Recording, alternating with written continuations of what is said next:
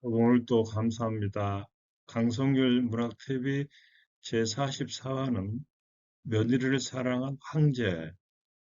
지난 시간에 그 서시로부터 출발했죠. 서시, 왕속은, 초선, 다음으로 이제 이 양귀비가 중국의 4대 미인 마지막으로 들어갑니다. 그래서 오늘은 그 첫 번째 시간인데요. 여기는 이제 당나라 현종과 양귀비, 그리고 양귀비가 현종과 그 아들 수왕 이모 사이에 끼어 있는 이 그림인데요. 여기는 이제 화청지라고 그래서 양귀비가 자주 그 목욕을 갔던 그 온천입니다. 오늘 이야기 순서를 먼저 말씀드리자면 양귀비 하면 우리는 그 미인도 생각하지만은 아편을 얼른 또 생각하게 됩니다. 그래서 어느 것이 먼저 나왔을까? 이 얘기, 양귀비에 대한 개요, 또 출생과 성장, 그리고 첫 번째 결혼하고 나서 이제 그 시아버지를 만나죠. 그리고 아들인 그 수왕과 이혼하고 출가했다가 이제 현종과 결혼해서 귀비가 됩니다. 양귀비가 황제의 사랑을 독차지한 그 비결이 뭘까? 여기 이제 가계도를 보시면 당나라 6대 황제인 현종은 무해비와의 사이에서 이 수왕 이모를 낳습니다. 그래서 양귀비가 이제 먼저 이모하고 결혼합니다만은 나중에 이제 시아버지가 뭐 가로챈다고 해야 되나요?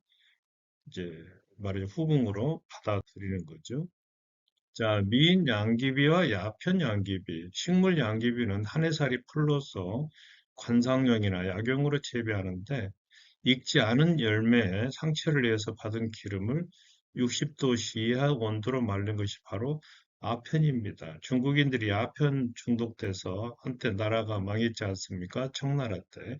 이 아편으로부터 추출돼 나온 것이 모르핀이고 이 모르핀으로부터 추출돼 나온 것이 헤로인입니다. 그 비참한 중독자들.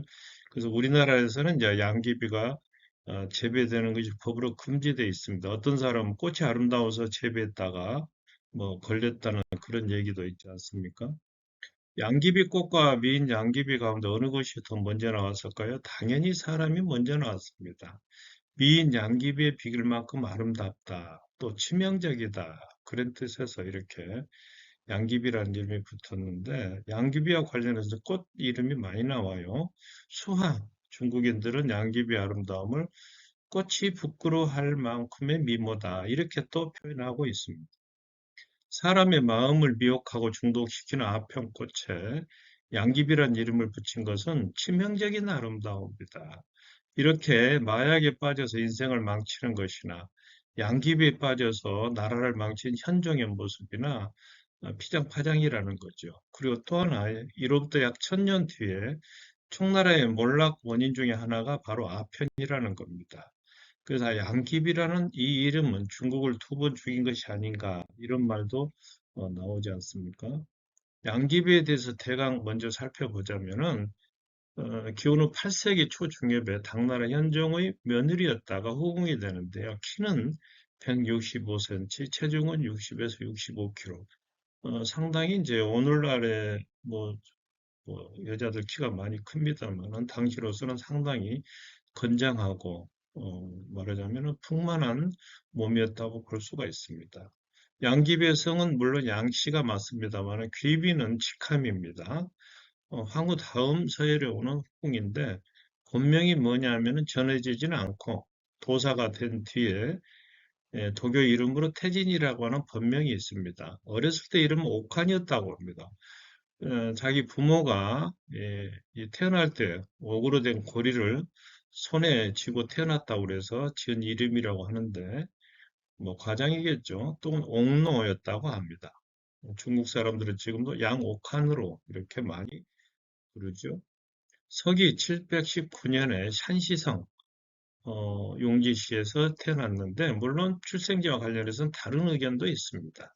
10살 무렵에 부친 양현념이 이 사람은 촉주 4군 참모에 재직했다고 하는데 4군 참모는 정식 벼슬은 아니고 군에 파견돼서 이민족 업무에 참여했던 사람 같아요. 그런 업무 같습니다. 여기에 재직하다가 비교적 일찍 죽자 낙양에 살던 관리였던 숙부 양립의 집에 입양돼서 성장하고 또 다른 숙부 양현호에게도 입양돼서 이로부터 경전과 시를 배웠다.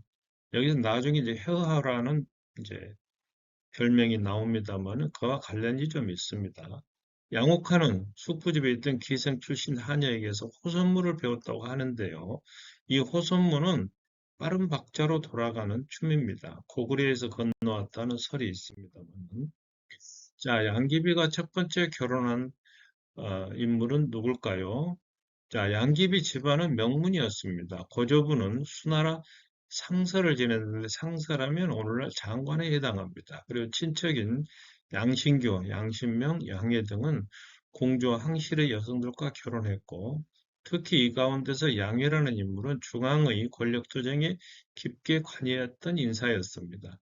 735년 17살 때 양귀비는 당나라 왕실의 결혼식 들레루로 참석했다가 노래와 춤에 능하고 미모가 출중해서 현종의 18번째 아들인 수왕 이모의 눈에 들어서 수왕의 아내 비가 됩니다. 수왕 이모는 현종과 무해비 사이에서 태어났는데 이 무해비라고 하는 인물은 세 명의 왕자를 모함하여 죽게 한 뒤 38세 병이 들어 죽은 후궁입니다. 그러니까 황제 계승권으로부터는 멀리 떨어져 있는 이 아들인데 한 살 아래인 수왕과 양옥한이 결혼한 후에 결혼 생활은 그리 나쁘지 않았다는 겁니다. 그러나 이 다음에도 현정과 사이에서 사랑을 합니다만은 자식은 없었어요. 양옥하는 하급 관료인 부친이 급사여 가세가 기울었을 뿐 명문가의 황실과 연이 닿아있었기 때문에 또 대단한 미인이었기 때문에 황자의 아내가 될 수 있었다. 그런 얘기입니다. 현종과의 만남이 드디어 나옵니다. 양귀비가 19살 때 현종이 총애하던 후궁 무해비가 죽지요. 쓸쓸해하는 현종을 달래기 위해서 고력사, 한간 출신의 간신인데요. 여러 여인을 이렇게 물색하다가 한 여인을 추천하는데 이렇습니다. 추천사가 그 아름다운 자태로 말할 것 같으면 부용, 연꽃 같은 얼굴, 거들가지 같은 머릿결, 달속 궁전의 항아, 항아는 전설 속에 나오는 선녀 이름입니다. 항아도 비할 바 못되며 게다가 학문은 더 이상 배울 필요도 없고 서화와 가약은 바둑등과 같은 잡캐 이르기까지 못하는 것이 없습니다. 그 인물이 바로 양옥환이라 이겁니다. 740년에 황제가 원천궁에 갔을 때 대신들은 이 양옥환을 소개하고 고력사는 22살 먹은 양옥환이 남편과 하청지로 피서간다는 사실을 미리 알고 이윤기, 현종에게 그쪽으로 피서갈 것을 권합니다. 그래서 어느 날 고력사는 은밀하게 양옥환을 현종의 술자리로 불러내는데요. 당시 현종은 기교가 없고 너무나 순종적인 매비라는 후궁에 이미 실증을 내고 있었습니다. 이때 등장한 양옥환은 투명한 듯 하얀 피부와 통통한 얼굴, 하늘하늘한 비낮 옷을 입고 현종의 넋을 빼게 됩니다. 이 화청지라는 연천지는 산시성, 서안에서 동북쪽으로 30km 떨어져 있는 여상 자락에 자리 잡은 온천지입니다. 양옥하는 음악 애호가였던 현종 연주하는 가락에 맞춰서 자기의 잠긴 아름다운 춤을 선보입니다. 춤이 끝나기도 전에 예순을 바라보던 현종의 마음에 사랑의 불길이 담겨지는데요. 궁녀들이 망설인 양옥한을 설득하고 물량 공세와 더불어서 구애가 이어지자 양옥한은 드디어 수왕을 버리고 현종의 여자가 되기로 마음을 굳힙니다. 이것이 양옥한의 뜻이었을까요? 아마도 어마어마한 황제의 권력 앞에서 어쩔 수 없는 선택이었을 거다. 이렇게 짐작할 수 있겠습니다만은 현종의 입장에서도 주변에 이목도 있기 때문에 며느리를 바로 후궁으로 삼는 것은 무리였습니다. 자, 그래서 일단 옥한을 수왕이 거처하는 곳에서 나오게 한 다음에 도교에 출가를 시킵니다. 그래서 도사 태진으로 만드는데요. 이 목적은 수완과의 합법적인 이혼도 있지만은 도사로 만들어서 과거의 행적을 지워버린다는 그런 목적도 있었습니다. 여도사는 원하지 않는 결혼을 피하는 수단으로 이 길을 선택하기도 했다는 거죠, 당시에는. 자, 현종은 그 다음에 궁 안에 도교 사원인 태진궁을 짓고 양옥환을 이곳을 관리하는 여관, 으로서 불러드립니다. 이때 양옥환은 22살, 이윤기, 현종은 57세였습니다. 그러니까 결국에 나이 차이가 33살, 34살이 나는데 마치 할아버지가 묘령의 아가씨와 정분이 난 꼴입니다. 그리고 며느리가 시어머니의 자녀를 꿰찬 결과인데 왜냐하면 수왕, 원래 양옥환의 신랑, 그 남편이 수왕은 현종과 무예비 사이 아들이었거든요. 현종은 수왕에게 위씨와 재혼하도록 즉시를 갖도록 추선하고 수왕 이모는 측실 2명과 서울 자녀들과 함께 궁궐 밖으로 나가서 불가에 귀한 다음에 자유로이 첩을 두고 오남 22년 27명의 자녀를 낳게 됩니다. 자, 두 번째 결혼해서 귀비가 되다.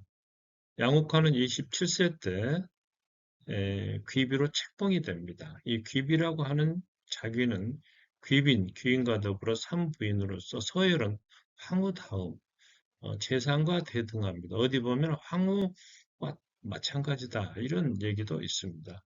그리고 특히 당시에는 황후 자리가 비어 있었기 때문에 양귀비는 아무나 다름없는 대우를 받았습니다.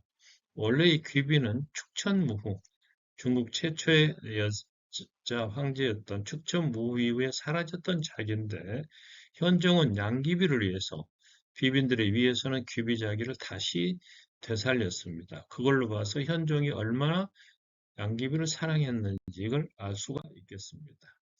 양귀비는 외모도 뛰어났지만 탁월한 가무, 춤과 노래를 잘했고 군주의 마음을 끌어당기고 눈치 빠르게 행동하는 총명함과 학식이 있었고 다양한 교양이 있었습니다.